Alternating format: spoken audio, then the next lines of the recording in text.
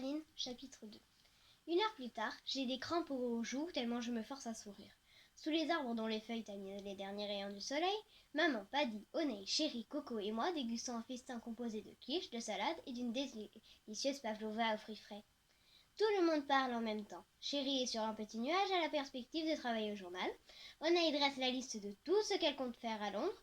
Coco n'en finit pas de nous décrire les méfaits des pailles en plastique. Et les adultes réfléchissent à voix haute à une nouvelle gamme de parfums de chocolat. Mais personne ne remarque que je garde le silence.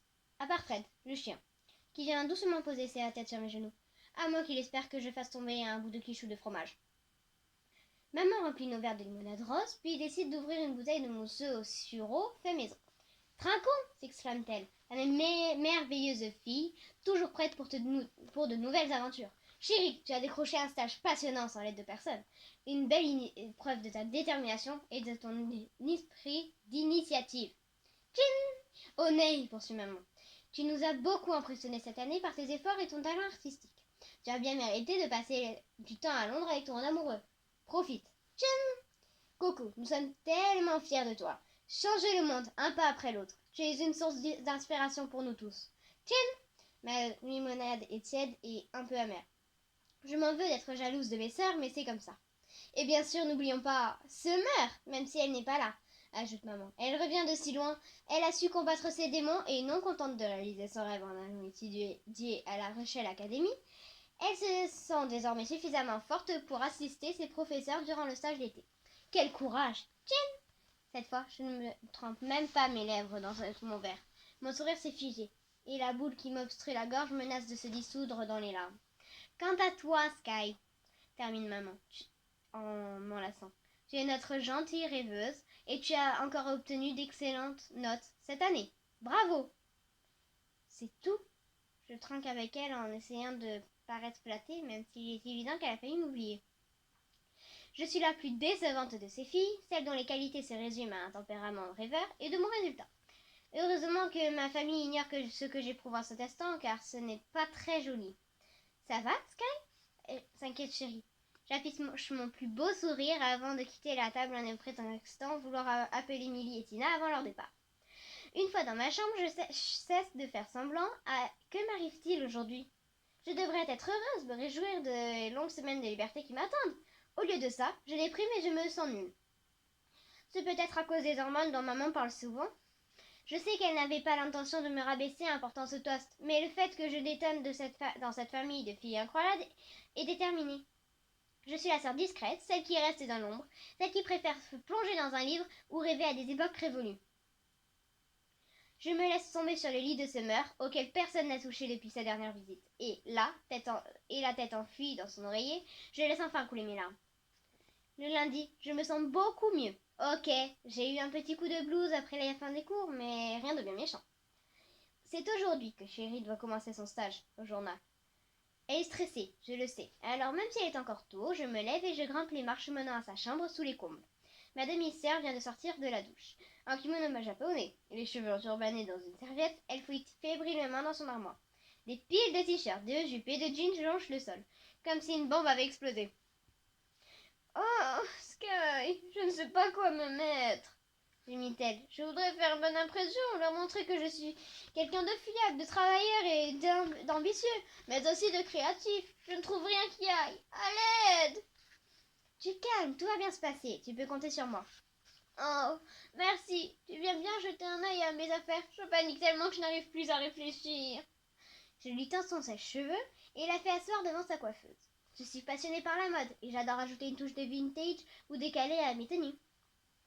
Nos vêtements en disent long sur nous, comme ma belle chemise de nuit en broderie anglaise ou le kimono de soie de ma demi-sœur. Aujourd'hui, il lui faut un ensemble qui l'aide à garder confiance en elle. Une demi-heure plus tard, elle paraît créative et motivée dans une petite robe rouge à bretelles portée sur un t-shirt noir à manches longues et un legging. Des sandales rouges à semelles compensées complètent l'ensemble. Chérie se regarde une dernière fois dans le miroir pour vérifier sa coiffure. Deux petits chignons façon personnage de manga qui sont devenus sa marque de fabrique. Puis elle glisse quelques carnets, stylos et marqueurs dans son sac. Quand on te voit faire, ça paraît si facile, s'amuse-t-elle. C'est parfait, Sky. Merci. Je t'en prie. Pendant qu'elle finissait de s'habiller, j'ai préparé 5 ou 6 autres tenues que j'ai suspendues à droite dans son armoire. Cela devrait lui permettre de tenir jusqu'à la fin de la semaine. Je suis heureuse d'avoir pu me rendre utile. Je suis tellement stressée, m'avoue-t-elle alors que nous descendons à la cuisine. Mon avenir tout entier pourrait dépendre de cette journée. Tu te rends compte? Je vais enfin découvrir si le monde du journalisme est fait pour moi ou pas. Merci de m'aider à faire bonne impression. Elle attrape une barre de céréales dans le placard et une pomme de la corbeille à fruits. Consulte la grosse horloge, puis se dirige vers la porte de derrière. Bon, j'y vais, m'annonce-t-elle. Je ne voudrais pas arriver en retard dès le premier jour. À ce soir! Plantée sur le seuil, je lui fais au revoir de la main, jusqu'à ce qu'elle disparaisse de l'autre côté du portail. Tout va bien, petite sœur? Je me demande Oneille en surgissant derrière moi, un toast à la main. Oui, oui, je disais au revoir à Chérie. Elle a de la chance que le journal ait accepté de la prendre en stage. Ça va être super. Oneille hausse un sourcil. Tu plaisantes? Elle va passer ses journées enfermée dans un bureau poussiéreux avec des reporters sur le retour. Le clairon est en fin de vie. Elle va s'ennuyer à mourir. Ça m'étonnerait. Elle adore écrire et même si le clairon n'est pas le top du top, elle va quand même apprendre plein de choses. À mon avis, elle va surtout taper les articles des autres, préparer des cafés et répondre au téléphone. Il y a peu de chances qu'il lui confie une enquête trépidante, mais tu as sans doute raison. La connaissant, ça ne la dérangera même pas. Je prends un reste de quiche dans le frigo pendant qu'Oneille se sert un verre de jus d'orange. Une grosse valise à roulettes est posée près de la porte. Rappel de son départ imminent pour Londres. Ça va être drôlement calme ici, avec Chérie qui y travaille, Summer à l'école de danse, et toi qui pars chez H. Coco sera tout le temps fourré avec Stevie ou avec les poneys. Possible, admet Oneille, d'un air songeur. Millie et Tina sont partis, c'est ça? Tu n'as qu'à m'accompagner à Londres et te chercher un stage toi aussi. Pourquoi ne pas donner un coup de main à un costumier de théâtre ou demander à la mère de Jamie Finn de te pistonner sur un tournage? J'ouvre de grands yeux horrifiés. Contacter Jamie, pour que sa mère me donne du travail? Jamais de la vie! Jamie Finn était mon premier et unique petit copain. Mais les choses ne se sont pas bien terminées entre nous. Notre relation à distance s'est achevée parce qu'il avait rencontré quelqu'un d'autre. J'ai toujours fait comme si ça ne me m'atteignait pas, mais c'était faux. J'étais dévastée. Pas question, Oneille. Jamie bosse souvent avec sa mère pendant les vacances. Je n'ai aucune envie de le croiser sur un plateau. Dommage, ça aurait été sympa de savoir avec nous à Londres. En tout cas, cette femme est un contact précieux si tu veux travailler un jour dans ce milieu. Tu devrais y réfléchir. Tu pourrais peut-être l'appeler directement sans passer par Jamie. Oneille, non, c'est non. Jamie a une nouvelle copine, ce serait trop bizarre. Mais vous avez rompu il y a super longtemps et vous ne vous êtes jamais beaucoup vus, puisqu'il vivait à Londres. Tout ça, c'est du passé. En plus, si par hasard tu avais encore des sentiments pour lui, ce serait un très bon moyen de lui prouver que tu as tourné la page. Tu ne crois pas? Peut-être, je ne sais pas trop. Attends, je n'ai jamais dit que j'avais encore des sentiments pour lui.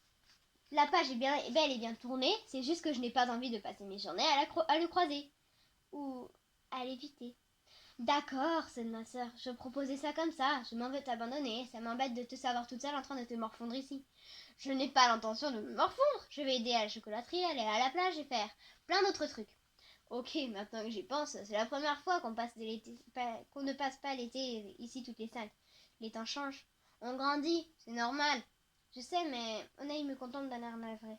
Ne t'inquiète pas pour moi, je la rassure. Je suis ravie d'avoir un peu de temps libre. Je vais enfin pouvoir profiter pour me alors, je vais en profiter pour me consacrer à un nouveau projet.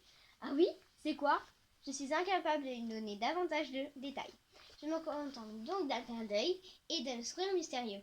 Je ne peux pas te le dire, c'est top secret. Chut. J'aurais dû me douter que tu avais prévu quelque chose, me déclare ma sœur rassurée. Tant mieux, je me sens plus sereine. Tu es prête, Oneille? Demande Paddy en entrant dans la cuisine. Maman et Coco sur les talons. Mon cœur se serre tandis qu'il attrape ses clés de voiture. J'ai déjà chargé les cartons des livraisons de la semaine dans le van, ajoute-t-il. Dépêche-toi de faire tes adieux si tu ne veux pas rater ton train. Je déteste les adieux! Je serai rentrée avant que vous vous aperceviez de mon absence. Coco saute quand même au cou de notre aînée et je me joins à elle pour un gros câlin. Ce n'est pas toujours facile d'appartenir à une famille nombreuse et Oneille nous en a parfois fait baver, mais au fond, on s'adore. Tu vas nous manquer, renifle ma petite sœur. On la reverra très vite, je t'en père. Oneille s'écarte pour nous dévisager. Prenez soin l'une de l'autre. Profitez de vos amis. Vivez des aventures. Amusez-vous. Promis? Promis! Réplique gaiement Coco. Oui, promis, je murmure. Je t'ai préparé des sandwichs pour le train, intervient maman.